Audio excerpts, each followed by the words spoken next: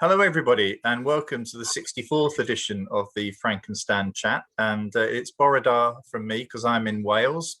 And as you can see, we've got Stan, my usual friend and guest and whatever. It's probably Aya from me because I'm in Salford. Oh, are you? Yeah. And Liz, we have Liz Robinson, an eminent guest. Hello, Liz. Great to be here. It's Borodar from me. Although I'm in Essex, I'm staying with my in-laws who are distinctly Welsh. So Borodar is fine from me as well. And before we started, we were impressed by your father-in-law's extensive CD collection there. Festive music buff, yes. Yeah. Well, okay. Well, I'm sort of recording this on my laptop away from home, and we have had problems with the signal. So I'm just got fingers crossed this is going to survive. So thank you for your forbearance. But I think we ought to sort of get on with things. Liz, can you just explain to people who are watching who you are and what you do and how we know each other, I suppose? Yeah, certainly. Well, we know each other having been introduced by Steve Mumby, who thought we would get along. And I think he was right. So it's been a pleasure, one of the pleasures of this year, Frank, without being too obsequious. That's very kind. Thank you. Connect with you. Not that we've met in person, of course. No. And who I am, I'm a mum and a wife, and the reason I'm on your on this podcast, whatever it is that I'm an educationist, background in primary headship in Southwark in South East London, and now jointly run an organisation called Big Education, which is a multi-academy trust and social enterprise working to push people to ask bigger questions about what school could or should be for, and to think about how they can go about getting better answers to that.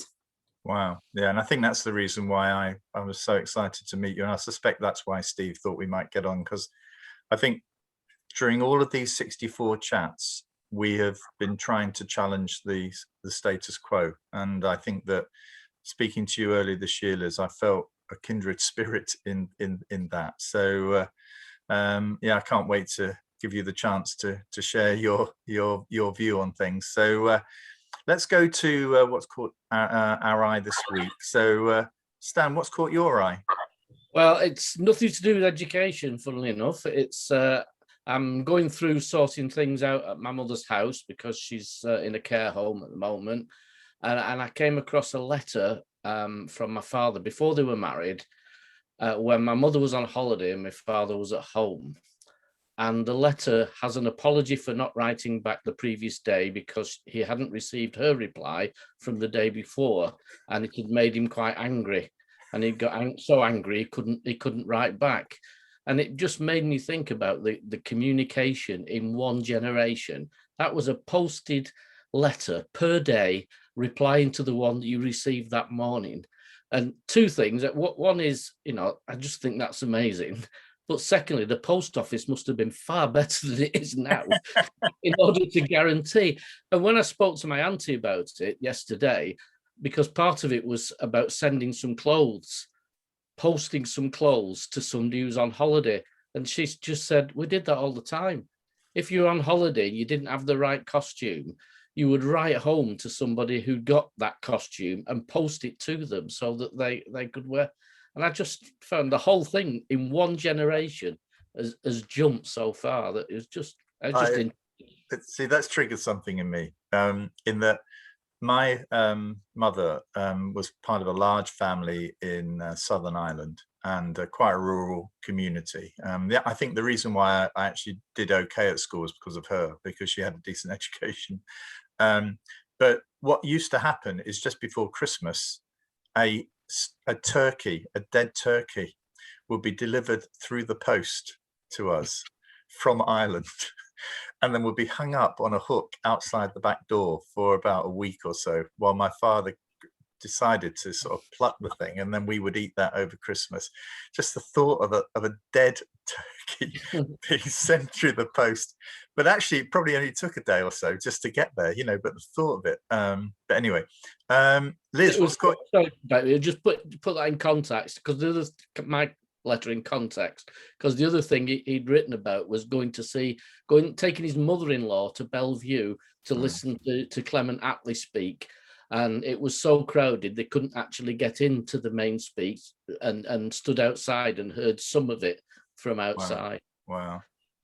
Just amazing. Yeah. Okay, Liz, what's caught your eye this week? Well, I wanted to share a book that I've read this week, first week of the summer holidays. I've had a chance to actually read The Girl with the Louding Voice by Abby Dare, which, yeah, is a really amazing read. It's not an easy read at all times. It's about a young girl in Nigeria who is forced into a marriage at the age of 14, and then I won't spoil the story, but what happens to her subsequently.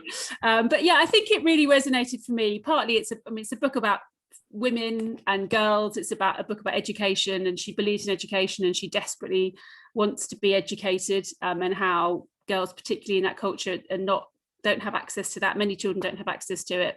And I suppose it particularly resonated. The school where I was head teacher for many years has a very significant British Nigerian population, and particularly Yoruba, which is the group the tribe that she is from, or the culture that she's from within Nigeria. So it really resonated, and sort of thinking about the families I've worked with who came to this country because of education and wanting that for their children, and sort of the context, reading some of that context from where they've come, gave it a real sort of deepening of my understanding, I guess, of some aspects of the community. So it's a very powerful read, highly recommended. Yeah, it's interesting because going back to that Turkey, my mother came over to England at the age of 16 to be a maid in a London house. And actually, she did that as much to improve her life, but also to try and improve her education as well. You know, she thought that she'd got as far as she could in Palace Green near Limerick, and actually the only way to improve herself was to get herself into a sort of over into the UK. Now it's interesting, isn't it? Because the thing that's caught my eye, which I'm changing now, is just around the point I think that Stan made earlier before we started recording about the RNLI being sort of inundated, swamped with donations, which is the sort of, I think they normally have, they said £7,000 a day donated. I don't know if the last figure I saw was £200,000, on the basis that, some crazy people think that they shouldn't be doing. I think somebody said, was it a refugee taxi service? Yeah. Which I thought was absolutely despicable. That actually it made it, the sense of the contribution that these my mother as an immigrant, which we never think of as the Irish being immigrants, but she was, and my father-in-law being Anglo-Indian, also truly an immigrant. The contribution they made to our society, and to me, was immeasurable. So, we need to look at this on what they can bring, rather than we don't want them. Also, can I just also add? I went to the Tesco's in Clanfafeckin here. The stores are empty. The shelves are empty. There was very little. I'm just telling you, on holiday, very little wine, very little alcohol, very hula hoops, bread. Lots of shortages over here. So I think that whatever anyone brings, it sort of gets to the heart of what our society needs. If we're going to look after ourselves, we need everybody to pull their weight, and we probably haven't got enough people who are willing to pull their weight. And some of these tasks are tasks that some people from other communities, other countries may be willing to do, and I have no problem at all with them coming and helping us, live a healthier and better life. I feel that they certainly contribute more than they take. So what we'll do is to get us going there. Yeah. That wasn't what I was going to say before. Anyway, I think one of the things, Liz, is when we spoke, there was just a sort of a kindred spirit about where your head was and why Big Education started. I wonder if you could just explain to those people who don't know Big Education what it was that, what it is that you do, and what triggered something in my head over it. I mean, it's funny, really. When I started in headship, it was 2006, and it was under the Every Child Matters framework, when we had 5 outcomes: be healthy, be happy, achieve economic well-being, all of that stuff.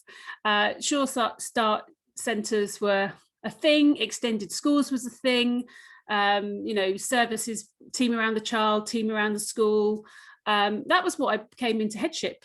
That was the context, and that to me all resonated. Not to say everything was perfect, but that seemed to me right, and that's what I set about doing.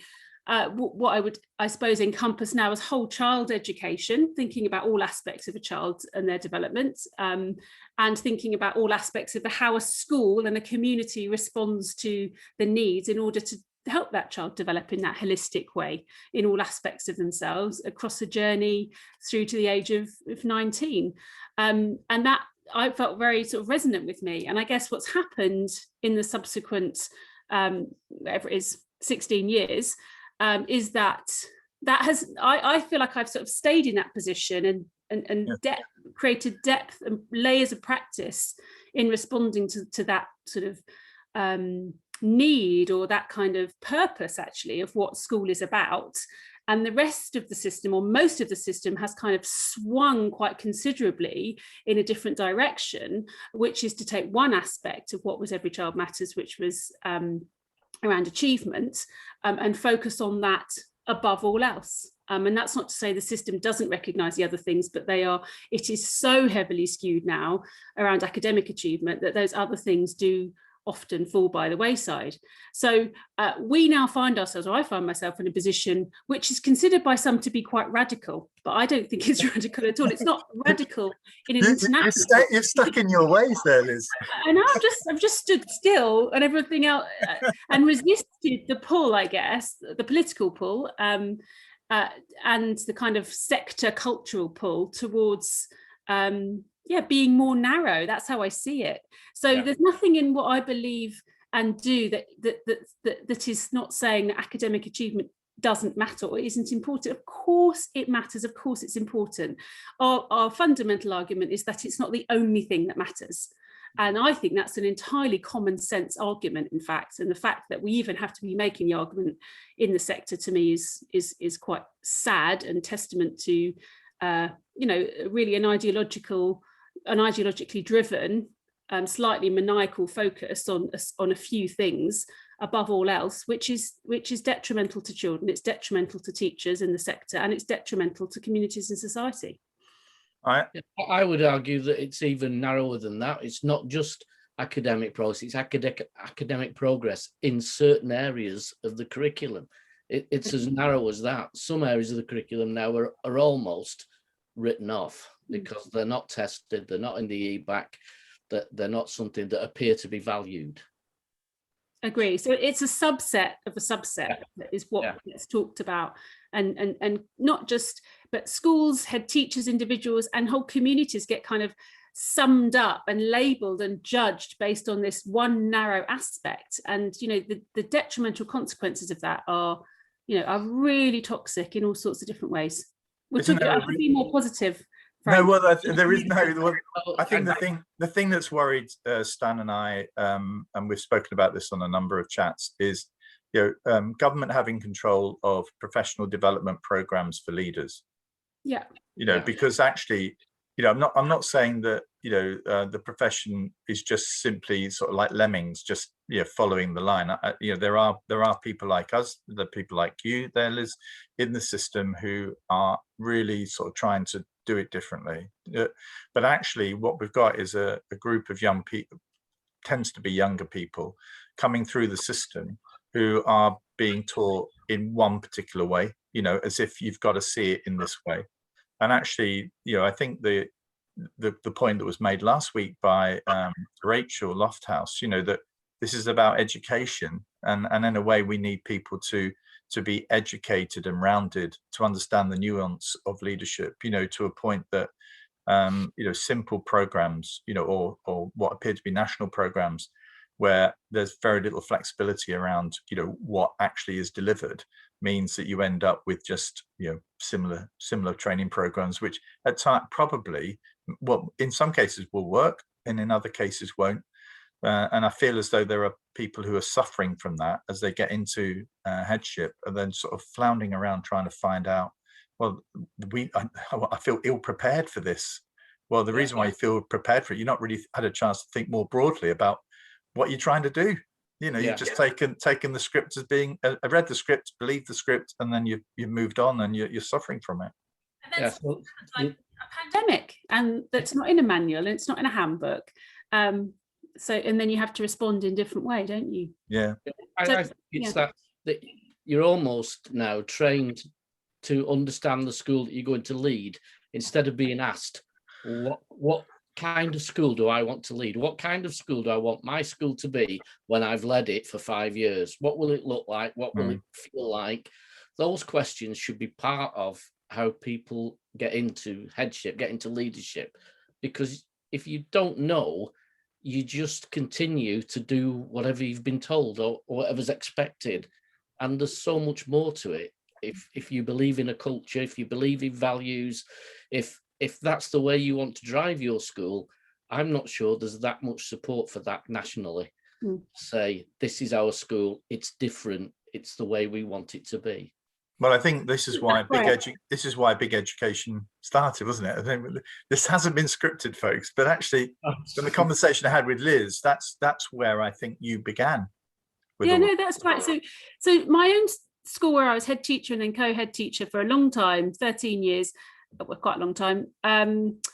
That was what we did. So as I said, sort of started under Every Child Matters, didn't feel like we were doing anything particularly out of the norm, but just stuck with that and did it really, really in a very profound way in that community. And the mission statement there is personal and academic excellence, everyone, every day. So, it's about both. It's about personal and academic excellence. It's about everyone. So it's about inclusivity, but it applies to the adults as much as it applies to the children. And it's about every day, which is a point about integrity and authenticity. We don't put on a show. We don't, if it's good enough because we know it works for the children, then we do it every single day, and we do it with consistency. So and we were ploughing along doing our thing and doing brilliantly, and then great results, great outcomes, great, even Ofsted acknowledged it in very glowing terms, not that that's what really matters. And we were looking for, or I was looking for, I suppose, in my own leadership, other people to work with, because I just felt, I guess, quite isolated and had tried in lots of different ways to connect into different groups and find the right people, I guess, and the right spaces to do something which was more influential. And we were getting quite a lot of traction as a school, but there's only so much you can do as a single school. So joined together, so worked with Peter Hyman is my other professional half, co-director, who is the founder of founding head teacher of School 21, which many people in the sector know, which is all through school in Stratford. It was a free school which opened in 2012 and has carved out quite a strong reputation in the sector for being a primary and secondary school that has quite an expansive sense of what school is for, and uses a wide range of pedagogies to great effect across the 4 to 19 journey.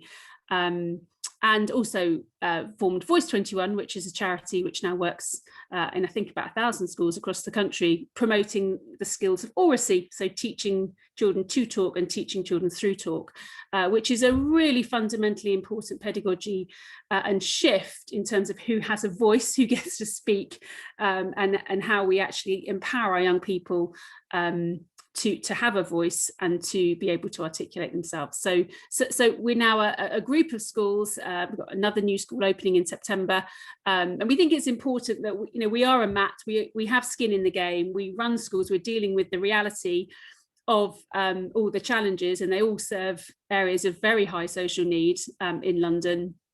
And we're also doing a number of other things. So I don't know, Frank, if you want me to go into a bit of that. One of those things is developing leaders, Frank, which you alluded to. Yeah, well, I'm interested in how, of those leaders that you're developing, how easy is it to get them to jump on board with this, which actually, it's not counter to what the government's doing, but it has a different focus, I think, to what it's doing. So I'm interested in how easy is it to get people to go down a different route, rather than the one that everybody knows, Yeah, I guess, so we run this program called the Big Leadership Adventure, and it's called an adventure, and it's a 2-year development program for senior leaders in the sector. And the name itself is like a total Marmite effect. So people who think, oh, an adventure, that sounds interesting, and other people like, that sounds what it's like, well, it's probably not for you then. So I guess what I'm saying is there are some early adopters and some persuadable middle people who kind of get it and are frustrated and feel, I think it's a bit of gaslighting that goes on in the sector, this sort of intuitive understanding that most teachers have when you come into the profession, that of course it's about something more holistic than just getting them through their English GCSEs, but sort of becomes, you get accused of being soft or having low expectations or being on standards. If you even talk about these things. I have had that many times. I had that recently. I have to say, Liz, I had that recently for a very senior politician in a very public place. And actually, I've got to a point and say, stop that. That's not what I didn't say that. It's absolute. I just will not tolerate that anymore. I just go straight for it. Debate with Peter, should we have a myth busting thing on our website of saying, because it doesn't mean we have low expect, it doesn't mean like absolutely. You really need to spell that out. But I think you almost do, because people do make those assumptions, and so people get their kind of blinkers on. It's like, well, to get on, I talk about standards, and it's like it has this meaning in the sector. It's sort of it's like gas, whatever. So I've forgotten what I was saying, but it was something about gaslighting. I would say that when we've done headship training, once you start to talk about values and beliefs and reculturing and thinking differently, actually you can see the spark lighting people, because it's almost giving them permission, which they don't seem to have had, to be able to think in those ways and do things in those ways. And I find it's free. When you mentioned Every Child Matters, when we did the training for that very early on, I at the time I had a whole team of grumpy head teachers in a room, and I took them through the TARDIS back to when they started teaching and said, what did you believe in when you came into the profession? Because it's all here in this document, and it's actually our one chance now to grab it and get back to what we truly believe in. Sadly, we didn't grab it hard enough. I know. Well, I think the thing is, All Our Futures was a brilliant piece of work that never got anywhere. And I've still got a copy of it somewhere, I think, in here, that I pick out occasionally to try and inspire me a bit further. No, it's all down to, Department for Children and Families became the Department for Education, and I think that was in 2010, wasn't it, with the coalition government. So I think that's where the Every Child Matters agenda hit a wall, but it didn't. And obviously, what has happened is that the pandemic has reignited, that it's in a sense allowed people, those laggards who have been there fighting, saying no, it's not just about that. Those people that tend to be pushed away, those voices have been heard, and actually this is a wonderful opportunity for organizations like yours, Liz, to really start. This is the time to drive hard, because there's an appetite for this out there. There really is, and I think of my son-in-law is a head teacher. He's very driven by academic achievement, but I've been astounded at the way he's risen to the challenge of managing the pandemic. And talking to him last week was saying, he's going through this period of reflection as to what is it, have I got the balance right, and if I go back, will it continue? How long will I be able to hold the line for?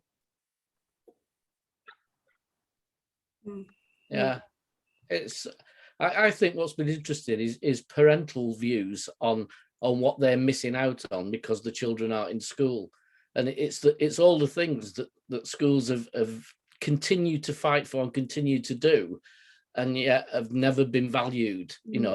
To see parents going absolutely mad because they can't go to sports day.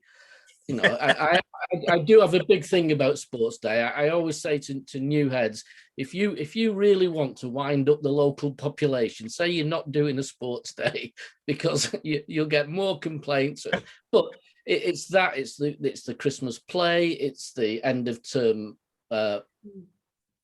occasions, all those kind of things. Suddenly people are saying, these are very valuable to the children. And I think that's right, Stan. And I also think that it's also highlighted for many parents actually how inadequate and partial a purely technical education, academic education is. So, either sort of hashtag, death to the decontextualized worksheets. But I think, the parents coming, not in any community, just kind of saying, it's just not good enough to have some sheet for a year 2 child. I've got a 7-year-old and a 9-year-old who we homeschooled ish sort of through lockdown, and if I get sent home another twinkle sheet about where to put the full stop, it's not good enough. And that's no disrespect to my daughter's school, which does a great job.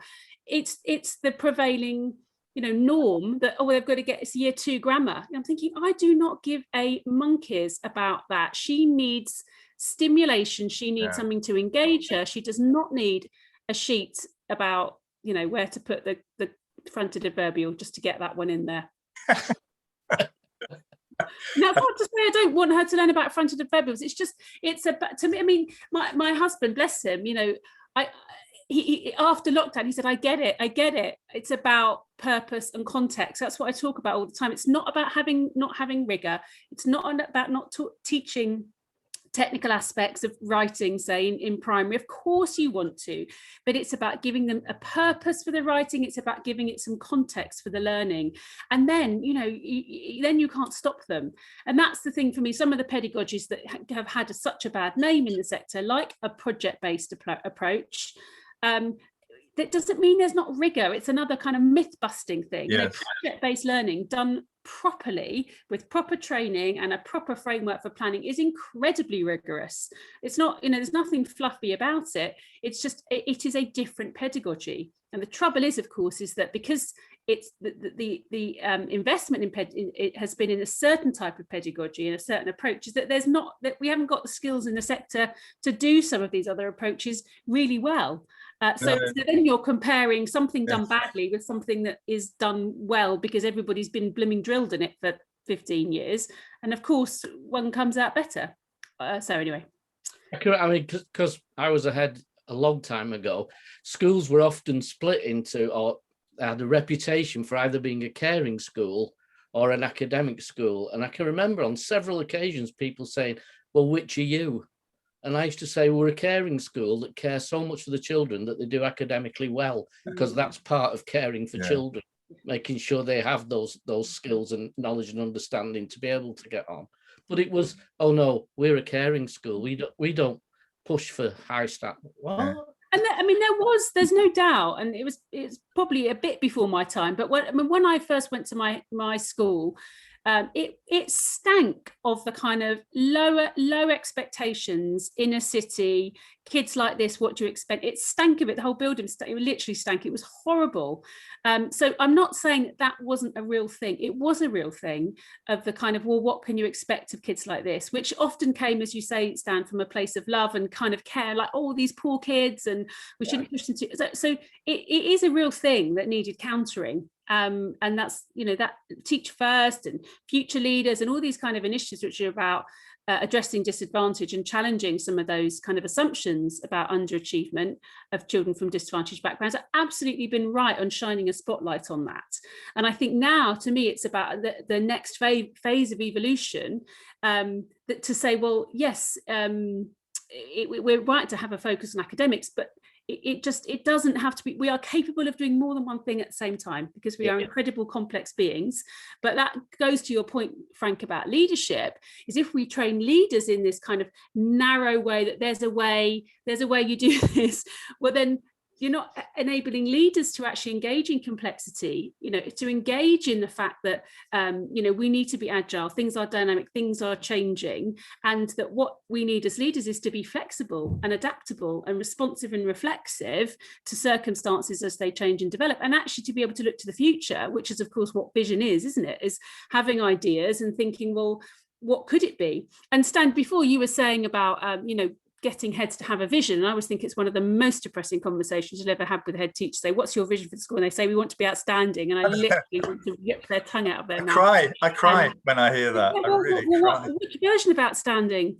let's not go down the Ofsted minehole, but that changes all the time.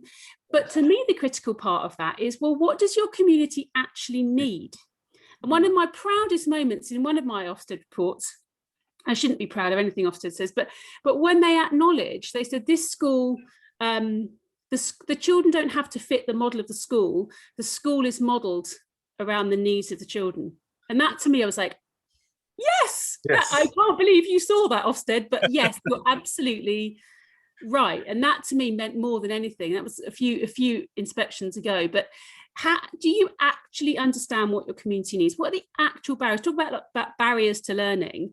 I'll tell you one quick story about an example at Surrey Square of a young man who's in year 6 with us, a black Nigerian British young man. And he was doing fine. He suddenly started being a right pain, and he was all over the place. And in many schools, he would have been fixed term exclusion. He might have even been out the door. And one of my team, brilliant Nicola Noble, who's now co-head, took him aside and said, look, what is going on? And managed to actually get, what is going on? I'm just really tired. Well, why are you tired? Well, we were made homeless last week and we're sleeping on the floor of the church, but we haven't got any mattresses or any covers, so it's really cold and uncomfortable, so I can't get any sleep.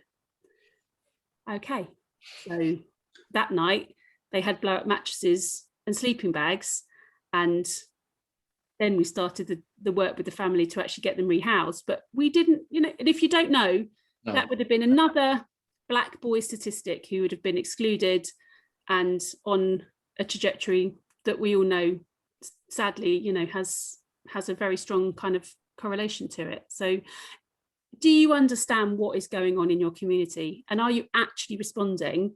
Have you got a budget for buying blow up beds for people who need them, or a budget that can be spent on that if they haven't got anywhere to blimmin' sleep that night? Yeah. I mean, Liz, we're coming to a close here, but if there are leaders or prospective leaders or people further up the food chain than that wanting to engage with this sort of project, I mean, how do they do that?